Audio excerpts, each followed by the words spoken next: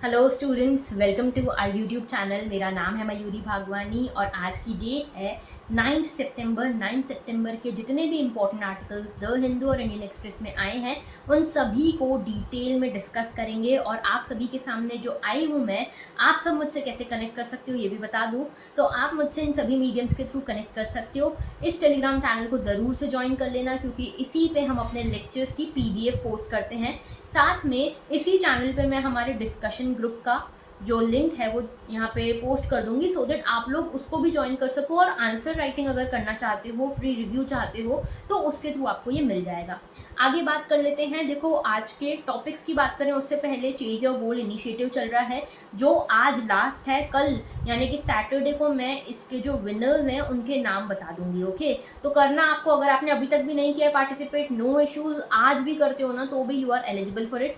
तो देखो, यहाँ पे आपको जितना हमारा भी ये जो न्यूज़ एनालिसिस आ रहा है इसके बीच में एक क्वेश्चन पूछा जाएगा, उसका आंसर देना है और आंसर राइटिंग प्रैक्टिस करनी है, जो मेंस रिलेटेड क्वेश्चन आपसे पूछा जाता है। और संडे को आएगा 12 बजे एक प्रीलिम संग्राम, जो कि होगा लाइव, तो आपको उसमें पार्टिसिपेट करना है और अपने मार्क्स ज़रूर से बताने हैं। और तो देखो, आगे बढ़ते हैं और मैं इसके बारे में बता दूं आगे कि आज के टॉपिक्स कौन से हैं। तो GS1 में कर्तव्य पथ के बारे में देखेंगे, GS2 में गवर्नेंस में HDI के बारे में देखेंगे, इंटरनेशनल रिलेशन में मॉर्निंग स्टार 50 क्या है देखेंगे, GS पेपर 3 में एनवायरमेंट की मियावाकी मेथड देखेंगे, एंड इकोनॉमी का एक इंपॉर्टेंट कॉन्सेप्ट है फ्यूल प्राइसेस एंड इन्फ्लेशन, इसको देखेंगे। एंड देन GS4 में we have nothing for today. तो शुरुआत करते हैं हमारे पहले आर्टिकल के साथ, जो कि है HDI को लेकर। तो HDI क्या है भाई? ह्यूमन डेवलपमेंट इंडेक्स है, और इंडिया की जो रैंक है वो आई है 132। तो 132 रैंक जो आई है इंडिया की ह्यूमन डेवलपमेंट इंडेक्स में, वो जो है 191 कंट्रीज़ के बीच में आई है। 191 कंट्रीज़ की रैंकिंग हुई, उसमें से इंडिया की रैंक 132 आई है, और ये 2021 का इंडेक्स है। ठीक है, निकालता कौन है इसको भाई? ये देखो, याद रखना, reports are very very mandatory. तो रिपोर्ट्स का एक वीडियो मैं लेकर भी आऊँगी, लेकिन आपकी जिम्मेदारी ये बनती है कि एक रिपोर्ट्स का एक अलग से एक लिस्ट बना लो कि ये रिपोर्ट ये ऑर्गेनाइजेशन निकालती है। तो ह्यूमन डेवलपमेंट इंडेक्स निकालता है United Nation development programme, okay, UNDP निकालता है। और इसमें लास्ट 2 सालों से हमारा जो स्कोर है वो डिक्लाइन कर रहा है, हम 2 सालों से हमारी रैंकिंग भी गिर रही है। ओके, तो यहाँ पे देखो, अभी जो है 90% जो कंट्रीज हैं उन्होंने कहीं ना कहीं ड्रॉबैक, कहीं ना कहीं डिक्लाइन देखा है इकोनॉमिकली या ह्यूमन इंडेक्स के डेवलपमेंट में, ह्यूमन डेवलपमेंट में, बिकॉज ऑफ द कोविड। और इसीलिए यहाँ पे कई सारी रैंकिंग्स जो है, कई सारी कंट्रीज़ की रैंकिंग गिरी है। UNDP की ये रिपोर्ट है, बता चुकी हूँ, और इसमें जो है मेजरली 3 डायमेंशंस के ऊपर ध्यान दिया जाता है। एक तो होती है लॉन्ग एंड हेल्दी लाइफ, दूसरा है एजुकेशन, और तीसरा है स्टैंडर्ड ऑफ लिविंग। ओके, और इसमें बेसिकली 4 इंडिकेटर्स यूज होते हैं। कौन कौन से 4 इंडिकेटर्स हैं? लाइफ एक्सपेक्टेंसी एट बर्थ है, मीन ईयर्स ऑफ स्कूलिंग है, एक्सपेक्टेड ईयर्स ऑफ स्कूलिंग है, और gross national income per capita. ये 4 पैरामीटर्स यूज किए जाते हैं। 3 इंडिकेटर्स हैं, 4 पैरामीटर्स हैं, याद रखना। क्वेश्चन बहुत ज़्यादा प्रोबेबल है UPSC प्रीलिम्स में। ओके, तो देखो ज़रा, HDI जो है, ह्यूमन डेवलपमेंट इंडेक्स जो है, ये ज़्यादा एम्फेसाइज करता है किसी भी कंट्री की जो ह्यूमन पॉपुलेशन है, जो ह्यूमन रिसोर्स है, उसका कितना डेवलपमेंट हुआ है, rather than the economic growth alone, या यहाँ पे कॉम्प्रहेंसिव ग्रोथ की हम यहाँ पे बात करते हैं। और 3 डायमेंशन हैं जिसके ऊपर यहाँ बात होती है। एक है लॉन्ग एंड हेल्दी लाइफ, दूसरा है यहाँ पे access to knowledgeable life, okay, access to knowledge, और तीसरा है हमारा डिसेंट स्टैंडर्ड ऑफ लिविंग। इसमें कौन कौन से पैरामीटर्स हैं ज़रा इसको भी देख लो। लाइफ एक्सपेक्टेंसी इंडेक्स होता है यहाँ पे, दूसरा एजुकेशन के लिए एक्सपेक्टेड ईयर्स ऑफ स्कूलिंग और मीन ईयर्स ऑफ स्कूलिंग, और यहाँ पे gross national income per capita. ये 4 मेजर पैरामीटर्स हैं। ओके, और इससे ह्यूमन डेवलपमेंट इंडेक्स फाइनलाइज होता है। आगे बात करते हैं नेक्स्ट इशू की। ये देखो, ये जो है इंडियन एक्सप्रेस का है, द हिंदू में भी इसके ऊपर बात हुई थी। तो देखो, हुआ क्या है? हुआ ये है कि सेंट्रल विस्टा प्रोजेक्ट, आप सभी को पता है कि अभी लॉन्च हो रहा है। इसी में पहले जो राजपथ हुआ करता था, राजपथ जो प्रेसिडेंट का जो घर है, प्रेसिडेंट हाउस जो है, उसके सामने का जो रोड है ना, उसे राजपथ कहा जाता था। उसका नाम चेंज करके कर्तव्य पथ कर दिया गया है, और यहाँ पे इसका रेनोवेशन वगैरह भी हुआ है। इसके अलावा नेताजी सुभाष चंद्र बोस का स्टैचू यहाँ पे अनवील किया गया है। ओके, इसका इनॉग्रेशन हुआ है। और हमारे प्रधानमंत्री जी जो हैं, उन्होंने एक चीज़ के ऊपर बहुत एम्फेसाइज किया है, वो है कल्चरल इंफ्रास्ट्रक्चर। ओके, तो कल्चरल इंफ्रास्ट्रक्चर यानी कि हमारे कल्चर को प्रमोट करने वाला इंफ्रास्ट्रक्चर। तो याद रखना, कल्चरल इंफ्रास्ट्रक्चर जो है ये ये आपकी की टर्म हो जाती है, आप मेंस में इसको कोट करना ज़रूर। और ये एक तरह से हमारे सॉफ्ट पावर को, हमारे टूरिज्म को, हमारे कल्चर को बढ़ावा देती है, ठीक है। तो this is one of our asset, alright. अच्छा, दूसरी चीज़ ये कि हमारा सेंट्रल विस्टा एवेन्यू प्रोजेक्ट जो है वो चल रहा था, इसमें राजपथ को इनॉग्रेट किया गया, इसको कर्तव्य पथ बना दिया गया। इसके अलावा नेताजी सुभाष चंद्र बोस की जो प्रतिमा थी, 125 ईयर्स हो गए हैं, 125th बर्थ एनिवर्सरी है नेताजी सुभाष चंद्र बोस की, 2022 में इसको मनाया जा रहा है।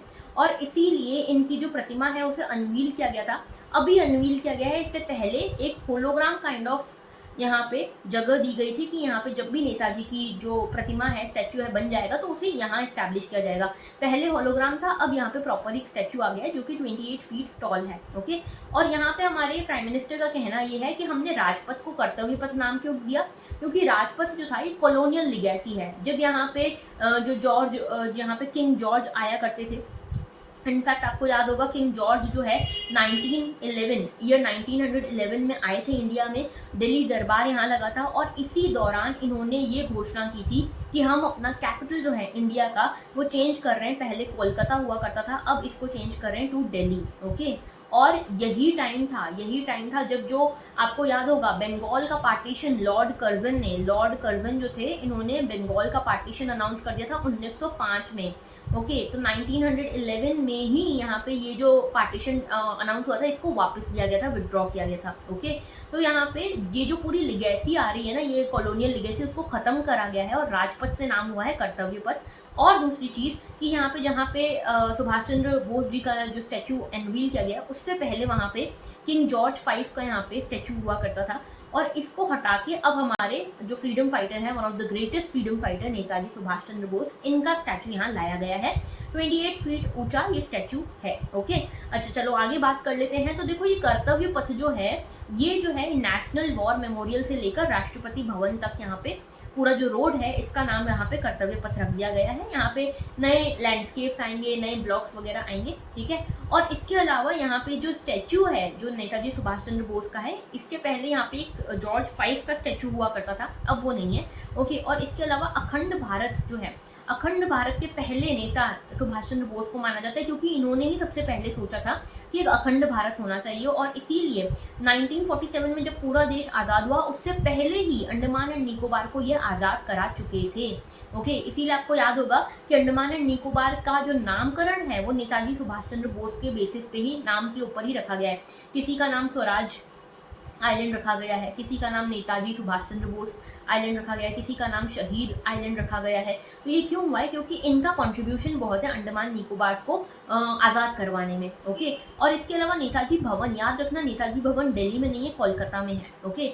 स्टैचू ऑफ नेताजी जो है, उसके बारे में कुछ चीज़ें कि ये जो है ग्रेनाइट का स्टैचू है और मोनोलिथिक है, मतलब एक ही पूरी रॉक है, एक ही पूरी यहाँ पे पत्थर है, उसी से पूरे स्टैचू को कार्व किया गया है। 28 फीट का ये स्टैचू है, ठीक है, याद रखना। और इसे बनाने वाले हैं श्री अरुण योगीराज, ओके। आगे बात कर लेते हैं। दूसरा आर्टिकल आज का हमारा है, with micro forest how a district in Punjab expands it's green cover. तो देखो, हुआ कुछ यूं है कि पंजाब में एक जगह है, एक विलेज है जिसका नाम है खुरियन वाला, ओके। ये विलेज है, और ये विलेज जो है यहाँ पे एक पंजाब के डिस्ट्रिक्ट में छोटा सा विलेज है, यहाँ से माइक्रो फॉरेस्ट की शुरुआत होती है। और ये माइक्रो फॉरेस्ट जो है, इसकी शुरुआत होते होते पूरा जो डिस्ट्रिक्ट है वहाँ पे फॉरेस्ट कवर बहुत स्ट्रांग हो जाता है। जैसे अगर आप 2021 की बात करें तो यहाँ पे फॉरेस्ट कवर 1.34% था, मतलब ये मान लो पूरा डिस्ट्रिक्ट है, इसका सिर्फ 1.34% जो था वो ही सिर्फ फॉरेस्ट कवर था। अभी जो है ये फॉरेस्ट कवर को एक्सपांड किया गया है, माई विलेज माई फॉरेस्ट एक स्कीम यहाँ पे चलाई गई, और यहाँ पे क्या डिसाइड हुआ कि हर विलेज में जो भी लैंड खाली पड़ा है, जो भी लैंड वेस्ट पड़ा है, उसके ऊपर हम माइक्रो फॉरेस्ट डेवलप करेंगे। और ऐसा करते करते पूरे डिस्ट्रिक्ट में यहाँ पे कई सारे फॉरेस्ट बना दिए गए, ओके। तो यहाँ पे ये जो पूरा विलेज है ना, इसको फॉरेस्ट के फॉर्म में डेवलप किया गया using Miyawaki method. Miyawaki method के बारे में यूपीएससी में क्वेश्चन पूछा जा चुका है। मियावाकी मेथड की मैं बात करूंगी, लेकिन यह याद रखना कि जो मियावाकी मेथड है ना, इससे क्या होता है, छोटे छोटे आप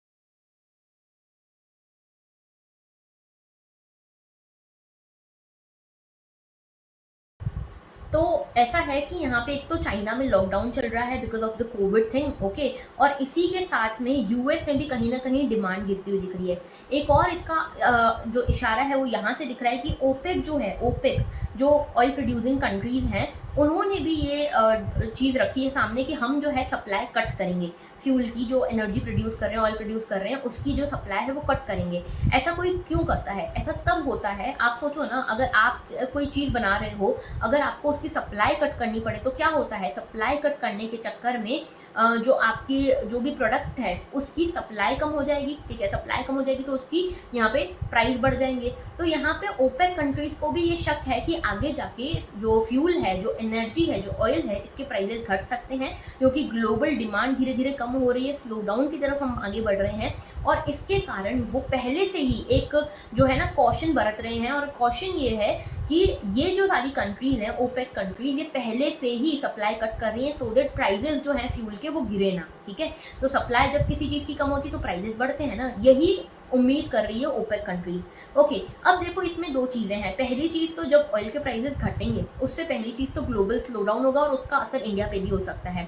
दूसरी चीज़, ओवरऑल अगर global slow down global slow down जो है वो लॉन्ग टर्म में आएगा, लेकिन मीडियम टर्म में हमको ये देखने को मिल सकता है कि हमारे देश में इन्फ्लेशन कम हो सकता है। कैसे? अगर हमारा देश में, आपको पता है 85% जो ऑयल रिक्वायरमेंट है वो हम इम्पोर्ट करते हैं। इम्पोर्ट करने के चक्कर में अगर फ्यूल प्राइजेस ज़्यादा हैं तो उस चक्कर में क्या होता है कि हमारा इम्पोर्ट बिल बढ़ जाता है। इम्पोर्ट बिल बढ़ता है, फिस्कल डेफिसिट बढ़ता है, ये सारी चीज़ें बढ़ती है, तो इसीलिए हर चीज़ के दाम जो है वो बढ़ने लगते हैं। सब्जियां हो गई, कुछ भी चीज़ हो गई, उसके दाम बढ़ने लगते हैं क्योंकि अल्टीमेटली फ्यूल के प्राइजेस बढ़ रहे हैं। अब अगर इनके प्राइजेस बढ़ने लगते हैं तो इन्फ्लेशन भी बढ़ने लगता है। लेकिन अगर मीडियम टर्म में फ्यूल के प्राइजेस इंडिया में भी कम होने लगते हैं तो इन सभी चीज़ों के प्राइजेस कम होने लगेंगे और इन्फ्लेशन भी कम होने लगेगा। लेकिन इसमें एक ट्विस्ट है, इसमें ज़रूरी नहीं कि जैसे मान लो अभी से फ्यूल के प्राइजेस कम हो रहे हैं तो इंडिया में भी आपको ये फ्यूल प्राइस कम होता हुआ दिखने लगे। यहाँ पे जो ऑयल मैन्युफैक्चरिंग कंपनीज़ हैं या जो ऑयल इंपोर्ट करती हैं वो कंपनीज़ हैं, वो यहाँ पे अभी इतनी जल्दी ट्रांसमिशन नहीं होने देंगी। गवर्नमेंट अभी इतनी जल्दी ट्रांसमिशन नहीं होने देगी, क्योंकि जब ऑयल के प्राइसेस बहुत बढ़ते हैं तब गवर्नमेंट अपनी साइड से थोड़ा बहुत यहाँ पे पैसा लगाती है सो दैट एकदम कंज्यूमर के ऊपर बर्डन ना पड़े। उसको बैलेंस करने के लिए अभी कंज्यूमर्स के ऊपर से एकदम बर्डन नहीं हटाया जाएगा और कुछ टाइम तक यही प्राइसेस कंटिन्यू होंगे इंडिया में भी, और उसके बाद हो सकता है कि ये प्राइसेस धीरे धीरे घटने लगे पेट्रोल के, ओके, और पेट्रोल हो गया, डीजल हो गया, इन सभी के, तो इसके थ्रू इन्फ्लेशन कम हो सकता है। तो आरबीआई क्या अपने इंटरेस्ट रेट भी कम करेगा? ज़रूरी नहीं है। अभी यही कहा जा रहा है कि आरबीआई अपने इंटरेस्ट रेट अभी कम नहीं करेगा, क्योंकि आगे का हमें पता नहीं है ना, आगे का हमें पता नहीं, क्योंकि अभी हम इन्फ्लेशन कम करना चाह रहे हैं। अगर हमने इंटरेस्ट रेट अभी से ही यहाँ पे कट डाउन करना छोड़ दिया तो क्या होगा कि इन्फ्लेशन फिर बढ़ने लग जाएगा और हमारा जो मॉनेटरी पॉलिसी कमीशन का जो एम है 6% के अंदर रखने का इन्फ्लेशन को, वो पूरा नहीं हो पाएगा। तो इसीलिए अभी क्या हो रहा है कि भले ही फ्यूल प्राइजेस कम हो रहे हैं, लेकिन ओपेक कंट्रीज इसी पे तुली हुई है कि फ्यूल प्राइजेस कम ना हो, इसीलिए वो सप्लाई कट करना चाह रही हैं। लेकिन फ्यूल प्राइजेस फिर भी कम हो रहे हैं और फ्यूल प्राइजेस कम होने के पीछे कारण है ग्लोबल स्लो डाउन एक तरफ से दिख रहा है। इसका इम्पैक्ट हमको ये देखने को मिलेगा कि लॉन्ग टर्म में तो ग्लोबल स्लो डाउन दिख सकता है, मीडियम टर्म में इंडिया में इन्फ्लेशन कम हो सकता है, क्योंकि ये जो प्राइस गिर रहे हैं, प्राइस डिक्लाइन हो रहा है, उसका असर आपको इंडिया में भी देखने को लॉन्ग टर्म में मिल सकता है, मीडियम टर्म में मिल सकता है। और आरबीआई जो है अभी इंटरेस्ट रेट्स कट डाउन नहीं करने वाले, ये पूरा इसका सार है, ठीक है। तो पूरा आर्टिकल मैंने आपको समझा दिया इकोनॉमी का। नाउ देखो कल का जो क्वेश्चन था उसको डिस्कस कर लेती हूँ। इंडस वैली सिविलाइजेशन से रिलेटेड एक क्वेश्चन है कि it was predominantly a secular civilisation and religious element though present did not dominate the scene. तो ये स्टेटमेंट सही है, सेकुलर था, कोई टेम्पल्स वगैरह नहीं मिले थे इंडस वैली सिविलाइजेशन में। और सेकंड स्टेटमेंट भी सही है कि कॉटन यहाँ पे मैन्युफैक्चर करने के लिए यूज़ की जाती थी, टेक्सटाइल्स वगैरह कॉटन के थ्रू ही मैन्युफैक्चर होते थे। दोनों स्टेटमेंट सही है, तो क्या आंसर इसका सी होगा? बिल्कुल नहीं, इनकरेक्ट पूछा गया था, तो इसका सही आंसर है डी, ठीक है। कोई भी स्टेटमेंट इनकरेक्ट नहीं है, इसीलिए इसका आंसर है डी। आज का आपका क्वेश्चन ये है कि आपको मुझे बताना है कि ब्लैक सी के